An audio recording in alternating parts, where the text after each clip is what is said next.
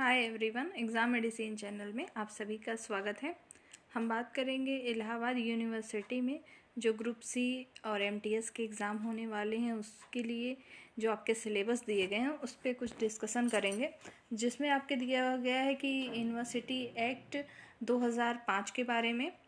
तो उससे संबंधित कुछ इम्पॉर्टेंट चीज़ें देखेंगे। ठीक है, अगर आप लोगों को जो सिलेबस में दिया गया है उसके किसी भी टॉपिक से कोई भी नोट्स चाहिए तो आप कमेंट सेक्शन में बता सकते हैं, फिर आपको चीज़ें प्रोवाइड कर दी जाएंगी। और आपको पता ही होगा कि ग्रुप सी का एग्ज़ाम आपका है और एमटीएस और भी कई उसमें पद हैं जिनके एग्ज़ाम अभी नहीं हुए हैं, तो आने वाले टाइम में हो सकते हैं और ये वीडियो उन सभी एग्ज़ाम के लिए हेल्पफुल होगी। तो चलिए देखते हैं इसमें कुछ आपकी जानकारी की चीज़ें। देखिए, जो इलाहाबाद यूनिवर्सिटी एक्ट दिया गया है तो आप उसमें सबसे पहले तो ये जान लीजिए कि जो धाराएं हैं टोटल कितनी हैं, 46 हमारी धाराएं दी गई हैं और जो अनुसूची होती है अनुसूची हमारी 42 है।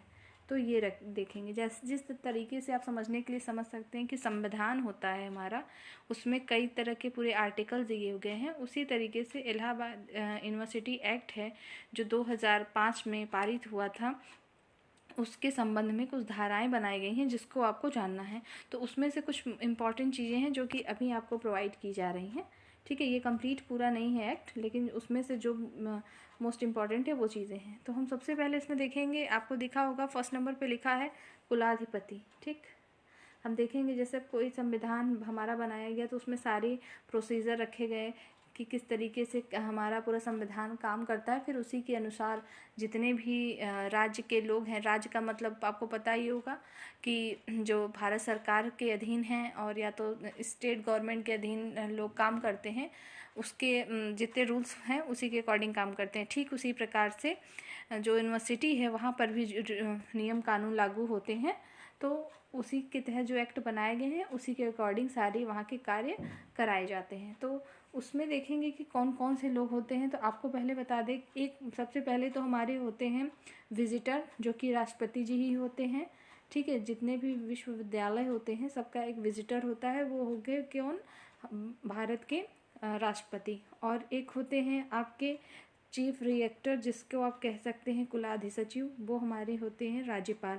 जिस स्टेट गवर्नमेंट के अंडर में आपका विश्वविद्यालय आएगा वहाँ के जो राज्यपाल होंगे वो वहाँ के क्या होते हैं, चीफ रिएक्टर होते हैं, या उन्हीं को हम कहते हैं कुलाधिसचिव। तो क्या कहेंगे उन्हें, कुलाधिसचिव होते हैं। ठीक, ये कुलाधिसचिव कहेंगे। इस समय कौन है आपको पता है, आनंदी पटेल। ठीक है, आनंदीबेन पटेल और द्रौपदी मुर्मू जी राष्ट्रपति जो हैं वही हमारी क्या होंगी, विजिटर होंगी। ये रही कुछ बेसिक चीज़ें। अब हम देखते हैं कि उसके अंदर, तो अगर सबसे बड़ा पद देखें हम उसके अंदर एक्ट के अंदर या विश्वविद्यालय के तहत, तो आते हैं हमारे कुलाधिपति।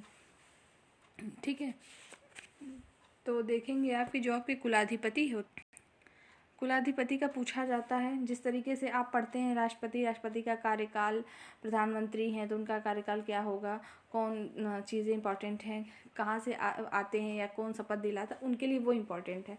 उसी प्रकार से जो चीज़ें इसमें इम्पॉर्टेंट है आपको बताई जाएंगी। जैसे देखिए कुलाधिपति, धारा 13 में कुलाधिपति के बारे में बताया गया है।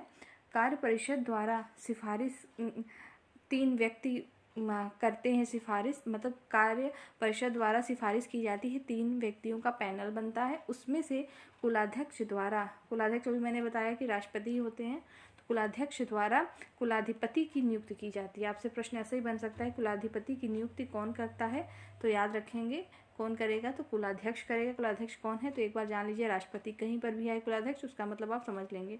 5 वर्षों के लिए ये नियुक्त होते हैं। ठीक है, और पुनर्नियुक्ति का पात्र नहीं है, मतलब इसका ये हुआ कि एक बार अगर ये कुलाधिपति बन गए तो दोबारा ये पुनर्नियुक्त नहीं होंगे, मतलब इनकी अवधि सिर्फ 5 साल की होगी।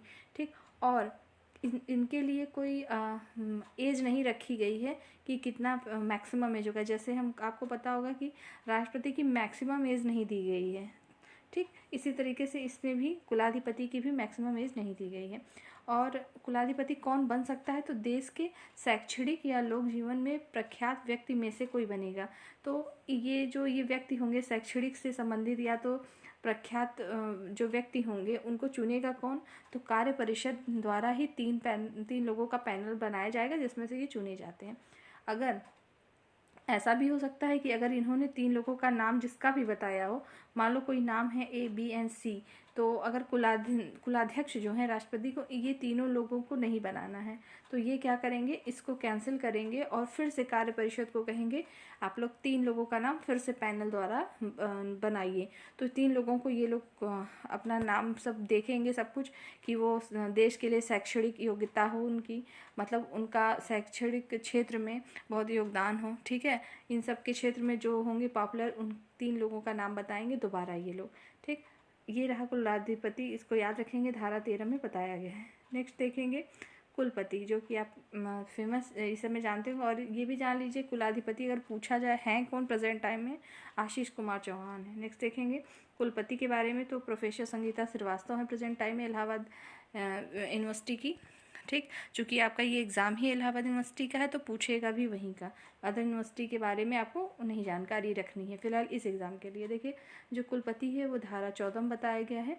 कुलाध्यक्ष द्वारा खंड 2 के अधीन, मतलब ये भी कुलपति की भी नियुक्ति कौन करेगा, कुलाध्यक्ष ही करेंगे, खंड 2 के अधीन करेंगे, ठीक है।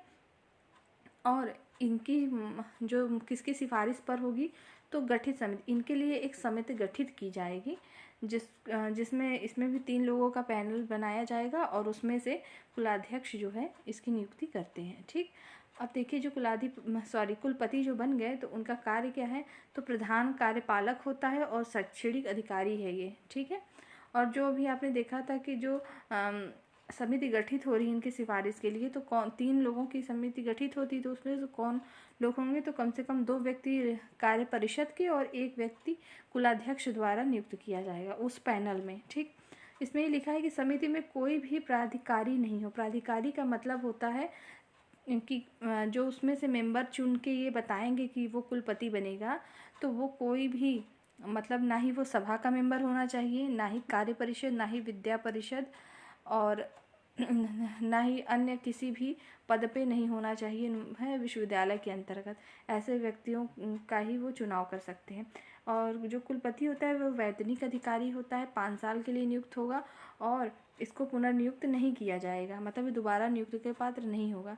और इसकी सेवानिवृत्ति, मतलब इसके रिटायरमेंट की जो अवधि है, 65 साल की अगर आयु हो गई है तो रिटायर हो जाएगा। मान लीजिए अगर इनका पूरा वर्ष नहीं हुआ 5 साल और पहले आयु पूरी हो गई तो भी ये पद से हटा दिए जाते हैं।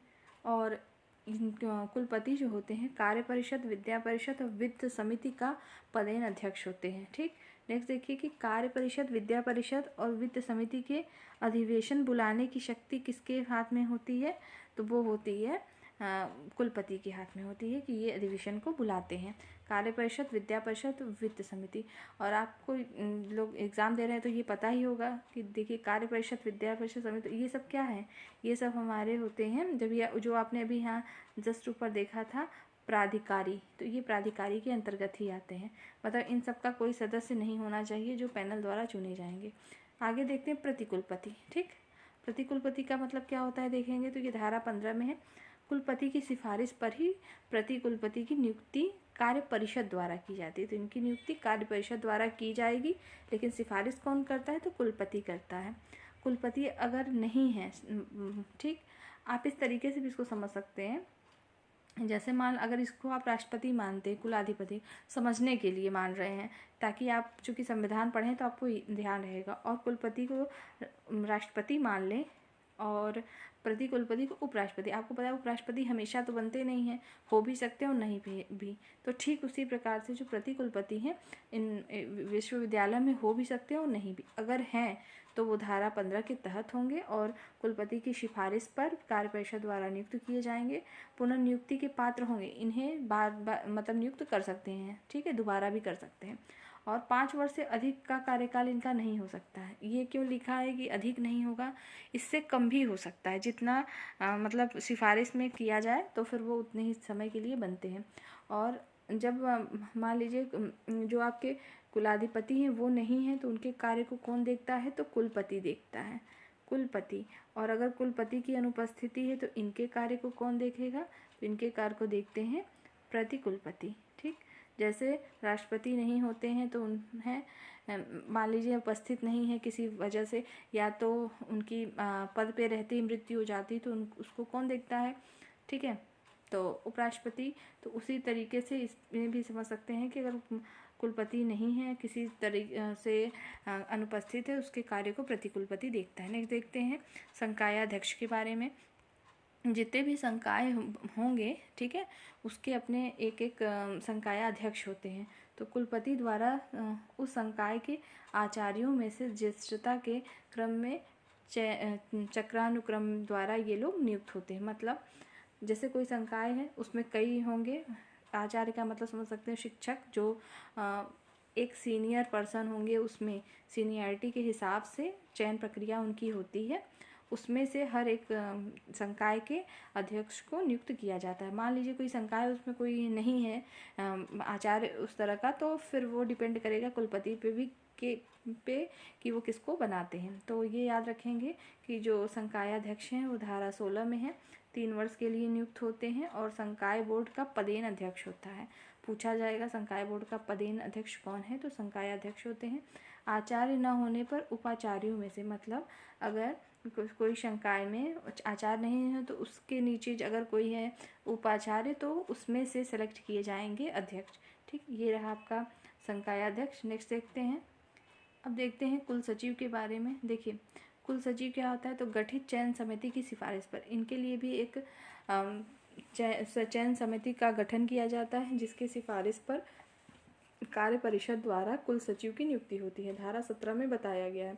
ये भी पूर्णकालिक वैतनिक होते हैं, 5 साल की अवधि के लिए ये नियुक्त किए जाते हैं, ठीक है। और इनकी आयु सीमा क्या होगी, 60 वर्ष। अगर 5 साल हो गया तो भी हटेंगे, और अगर 60 वर्ष की आयु पहले भी पूरी होगी तभी ये सेवानिवृत्त हो जाएंगे।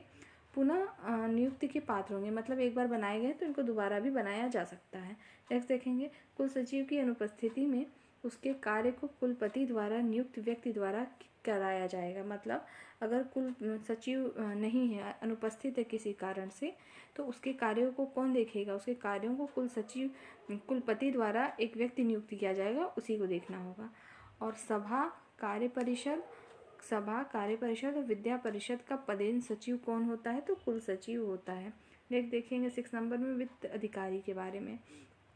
देखिए गठित चयन समिति की सिफारिश पर किया जाता है, किसके द्वारा, तो कार्य परिषद द्वारा। इसके लिए भी एक समिति गठित की जाती है, जो कि कार्य परिषद द्वारा वित्त अधिकारी की नियुक्ति होगी। इन्हें भी पुनर्नियुक्त किया जा सकता है, ठीक है। और ये धारा 18 के अंतर्गत आते हैं। 5 साल के लिए नियुक्त होते हैं वित्त अधिकारी। 60 वर्ष की आयु पूरी होगी, 5 वर्ष पूरा हो या तो कोई भी दोनों में से, तो उस पर ये सेवानिवृत्ति हो जाएंगे, मतलब पद से हटा दिए जाएंगे। वित्त समिति का पदेन सचिव होता है। वित्त समिति का पदेन सचिव कौन होगा, तो वित्त सचिव होंगे। इनके कार्य के अंतर्गत सभी धन का व्यय उसी प्रयोजन के लिए किया जाए जिसके लिए वो मंजूर है। मतलब जो वित्त सचिव होते हैं, इनका कार्य होगा कि इनको ये देखना कि मान लीजिए कार्य परिषद है, उसने जो भी धन लिया है व्यय करने के लिए, जिस प्रयोजन के लिए, खर्च उसी में हो, कहीं और तो नहीं हो रहा है, उसकी देखरेख करना वित्त अधिकारी का काम होता है। वार्षिक लेखा बजट तैयार करना और कार्य परिषद को प्रस्तुत करना। वार्षिक लेखा बजट कौन तैयार करता है, तो वित्त सचिव का काम होता है, और जब वो बना लेते हैं तो कार्य परिषद में उसे के निर्देश पे देते हैं, इसलिए कार्य परिषद द्वारा प्रस्तुत किया जाता है, ठीक है। सभा में सारी चीज़ें प्रस्तुत की जाएंगी, ठीक है। नेक्स्ट देखते हैं। देखिए अभी तक आपने पढ़ा था अधिकारी, अब हम यहाँ पढ़ेंगे प्राधिकारी। प्राधिकारी का मतलब है कि किसके किसके अंडर में काम होता है। जैसे सभा हो गई, अभी आप कार्य परिषद पढ़ रहे थे, वो भी प्राधिकारी ही है, ठीक। तो अब देखते हैं सभा के बारे में। सभा जो है कितने लोगों से, जैसे आप उसमें अगर संविधान की बात करें, पॉलिटी जब पढ़ते हैं तो पढ़ते हैं ना, संसद है तो संसद के 2 भाग, लोकसभा राज्यसभा ऐसे करके। तो इसी में ही समझ लीजिए कि कई पार्ट हैं। जैसे सभा पढ़ेंगे, फिर हम कार्य परिषद को पढ़ेंगे, जो जो इम्पोर्टेंट होगा उसे पढ़ते जाएंगे। देखिए सभा धारा 21 में है, आप धारा को ध्यान रखेंगे। और जो सभा है उसमें कौन कौन लोग मेंबर होते हैं, किससे मिलकर सभा बनती है, उसको देखते हैं। तो देखिए कुलाधिपति होते हैं इसमें, कुलाधिपति मीन्स चांसलर होंगे, ठीक। वाइस चांसलर मतलब कुलपति हो गया। प्रो वाइस चांसलर मतलब होता है प्रतिकुलपति, वित्त अधिकारी आपको पता ही है कि फाइनेंस ऑफिसर होंगे। आगे देखिए संकायों के अध्यक्ष, पुस्तकालय अध्यक्ष। LS का मतलब है लोकसभा से 3 मेंबर, राज्यसभा से 1 मेंबर, राष्ट्रपति मतलब कुलाध्यक्ष द्वारा 7 मेंबर और राज्यपाल द्वारा 3 और कुलाधिपति द्वारा 3 लोगों को क्या किया जाता है, इसमें निर्वाचित करके भेजा जाता है। मतलब सभा में इतने लोग होते हैं, इस और भी होते हैं बहुत सारे, जैसा कि आपके जो घटक संस्थान हैं या और भी महाविद्यालय हैं उनके अध्यक्ष हो गए, प्राचार्य हो गए, वो लोग भी शामिल होते हैं। तो मुख्य रूप से आपको इतने नाम को याद रखना है, होते तो और भी हैं, ठीक है। आगे देखेंगे सभा के अधिवेशन के लिए गणपूर्ति। इसका जब अधिवेशन होता है तो उसकी गणपूर्ति के लिए 25 सदस्यों का होना अनिवार्य है। नेक्स्ट देखेंगे सभा के विशेष अधिवेशन कार्य परिषद या कुलपति द्वारा, या कुलपति न हो तो प्रतिकुलपति, या प्रतिकुलपति न हो तो कुल सचिव द्वारा बुलाया जा सकेगा। ये क्रम याद रखेंगे कि जब अधिवेशन होगा तो या तो कार्य परिषद या तो कुलपति द्वारा बुलाया जाएगा। अगर ये दोनों नहीं है तो प्रतिकुलपति द्वारा, अगर प्रतिकुलपति भी नहीं है तो कुल सचिव द्वारा इनके अधिवेशन बुलाया जाएगा। नेक्स्ट देखेंगे कार्य परिषद को। तो कार्य परिषद किन लोगों से मिलके बना है, तो देखिए कुलपति होते हैं, प्रतिकुलपति अगर हो तो देखिए प्रतिकुलपति मैंने पहले ही बताया है कि ज़रूरी नहीं है कि वो हो, अगर होंगे तो वो भी इसमें शामिल होंगे। संकायाध्यक्ष, संकायाध्यक्ष 3 मतलब 3 संकायाध्यक्ष, 3 संकायों के संकायाध्यक्ष इसमें होंगे और भी वरिष्ठता के क्रम में ही होंगे, ठीक। कुलाध्यक्ष द्वारा 4 नाम को नामित किया जाएगा, कुलाधिपति सचिव द्वारा 1, ठीक। कुलाधि सचिव कौन है, राज्यपाल है, कुलाधिपति द्वारा 1, ठीक है। और भी मेंबर होते हैं लेकिन इतनी चीज़ें आपको याद रखनी है इसमें। और धारा 22 के अंतर्गत आता है और इसकी अधिवेशन की गणपूर्ति के लिए 7 सदस्यों का अनिवार्य है।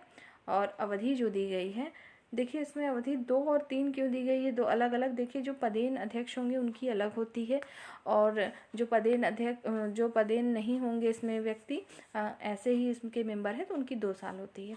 कार्य इनका देख लेते हैं कार्य परिषद का। तो कार्य परिषद को विश्वविद्यालय के राजस्व और संपत्ति के प्रबंधन और प्रशासन के कार्य को देखना होता है। नेक्स्ट है कि शिक्षकों और अन्य शैक्षणिक कर्मचारी वृंद की संख्या और अर्हताओं के संबंध में कोई कार्रवाई कार्य परिषद द्वारा विद्या परिषद की सिफारिश पर विचार किए बिना नहीं की जाएगी। अगर कोई शैक्षणिक मामला है तो कार्य परिषद अकेले कार्रवाई नहीं करेगा जब तक वो विद्या परिषद से मिलकर विचार उस पर नहीं कर लेता है, ठीक है।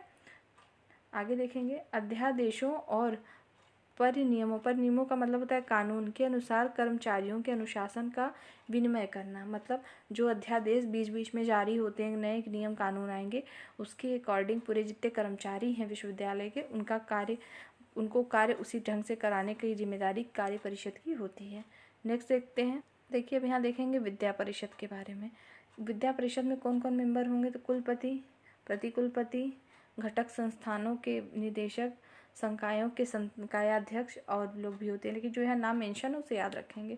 ये देखिए अधिवेशन की गणपूर्ति जो है 25 सदस्यों द्वारा की जाती है। नेक्स्ट है 3 वर्ष की सदस्यता इनकी होती है। मतलब विद्या परिषद में जो है 3 वर्ष के लिए सदस्यता इनको मिलती है, ठीक। नेक्स्ट देखेंगे कार्य इनके क्या है, तो संकायों, विभागों, विश्वविद्यालय संस्थानों और स्वतंत्र केंद्रों के बीच समन्वय व संवर्धन करना और कार्य परिषद को सभी शैक्षणिक विषयों के संबंध में सलाह देना, ठीक है। कोई भी शैक्षणिक विषय के बारे में अगर कार्य परिषद को सलाह देना है तो विद्या परिषद द्वारा दिया जाएगा। शैक्षणिक नीतियों का साधारण पर्यवेक्षण करना भी विद्या परिषद का कार्य है। नेक्स्ट देखेंगे वित्त समिति के बारे में। वित्त समिति किससे बनती है, तो कुलपति, प्रतिकुलपति और कार्य परिषद द्वारा 3 मेंबर और कुलाध्यक्ष द्वारा 3 मेंबर को दिया जाएगा। इसमें इतने ही होते हैं, इसको याद रखेंगे। कुलपति, प्रतिकुलपति, कार्य परिषद द्वारा 3 मेंबर और कुलाध्यक्ष द्वारा 3 व्यक्ति को नामित किया जाता है, वही होंगे। धारा 24 में बताया गया है वित्त समिति को। और इसके अधिवेशन की जो गणपूर्ति होती है 5 सदस्यों द्वारा होती है और उनके सदस्यों की सदस्यता कितने वर्ष की होगी, तो 3 वर्ष की होती है। नेक्स्ट इसमें देखेंगे कि लेखाओं की परीक्षा और व्यय के प्रस्तावनाओं की समीक्षा करने के लिए वित्त समिति का अधिवेशन प्रत्येक वर्ष में कम से कम 3 बार होगा, याद रखेंगे 3 बार होगा। नेक्स्ट देखेंगे संकाय और विभाग के बारे में जान लीजिए थोड़ी सी बातें। देखिए इलाहाबाद विश्वविद्यालय की बात सिर्फ हो रही है, तो यहाँ पे कुल मिला के 5 संकाय हैं, जैसे कला है, वाणिज्य है, विधि है, आयुर्विज्ञान है और विज्ञान है। तो जैसे कला के अंदर आपके आर्ट्स के सारे सब्जेक्ट होंगे, संकाय बनेंगे, जैसे कि आपके साहित्य, हिंदी साहित्य हो गया और अंग्रेजी हो गई और आपके इतिहास है और भी जो सब्जेक्ट आएंगे कला वर्ग, तो ये सब किसमें कला। वाणिज्य में 2 ही आते हैं, इसलिए यहाँ मेंशन है कि वाणिज्य और कारोबार प्रशासन और अर्थशास्त्र। विधि में सिर्फ विधि मतलब लॉ से संबंधित है और आयुर्विज्ञान में से कान रोग विशेषज्ञ होंगे, नाक रोग, हृदय रोग, नेत्र, प्रसूति रोग, तो इन सब से संबंधित पूरे फैकल्टीज़ होंगे। और विज्ञान जो संकाय है उसमें आपके फिजिक्स, केमिस्ट्री, बायो, ठीक है, होम साइंस हो गया, प्राणी विज्ञान हो गया आदि, ये सब आते हैं संकाय में, ठीक है। तो इतनी चीज़ें इंपॉर्टेंट है। एक चीज़ें हम लोग और देख लेते हैं एक सीक्वेंस में कि कितने हमारे अधिकारी हैं और कितने हमारे पदाधिकारी होते हैं और किस धारा में हैं। तो आइए देखते हैं। देखिए यहाँ पे आप देख रहे हैं कि इलाहाबाद विश्वविद्यालय के अधिकारियों के बारे में है। बारे में तो आप पहले ही पढ़ चुके हैं, यहाँ पे सिर्फ नाम दिए गए हैं और क्या धारा। देखिए कुलाधिपति मैंने बताया है, सबसे मतलब बड़े उच्च स्तर के अधिकारी हैं ये, ठीक है। धारा 13 में है कुलपति, और इसको थोड़ा सा देख लीजिएगा, इसको वी का मतलब है वाइस चांसलर से है, ठीक है। और कुलपति को हम क्या कहते हैं, चांसलर कहेंगे। प्रति कुलपति, प्रो वाइस चांसलर धारा 15 में है। संकाय अध्यक्ष डीन ऑफ फैकल्टीज़ धारा 16 में है। कुल सचिव रजिस्ट्रार कहेंगे कुल सचिव को, धारा 17 में है। वित्त सचिव जो है फाइनेंस ऑफिसर धारा 18 में है।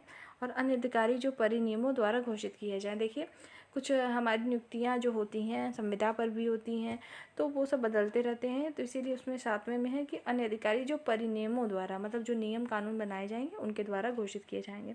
विश्वविद्यालय के प्राधिकारी में देख लेते हैं। तो देखिए विश्वविद्यालय के प्राधिकारी में है आपका सभा धारा 21 में है, कार्य परिषद धारा 22, संकाय बोर्ड धारा 23 और वित्त समिति जो है धारा 24 में है, ठीक है। और ये जो विद्या परिषद है और एक अन्य में मतलब और भी, जैसे हमने ऊपर इसमें पढ़ा है कि अन्य अधिकारी आ सकते हैं, उसी तरह से किसी विभाग को भी इसमें किया जा सकता है। इसलिए अविद्या परिषद का जो है धारा जो है संकाय बोर्ड के अंतर्गत ही आता है, इसलिए पर्टिकुलर उसमें धारा एक्ट में नहीं दी गई है, ठीक है। तो इतनी चीज़ें थी इम्पोर्टेंट। तो आपको वीडियो अच्छी लगी होगी, और अगर आपको इस एग्ज़ाम से रिलेटेड किसी भी टॉपिक में कोई चीज़ चाहिए तो आप कमेंट बॉक्स में बता सकते हैं, आपको प्रोवाइड किया जाएगा। तो उस वीडियो में इतना ही। नेक्स्ट वीडियो में नई टॉपिक के साथ फिर उपस्थित होंगे। तब तक के लिए टेक केयर। जय हिंद।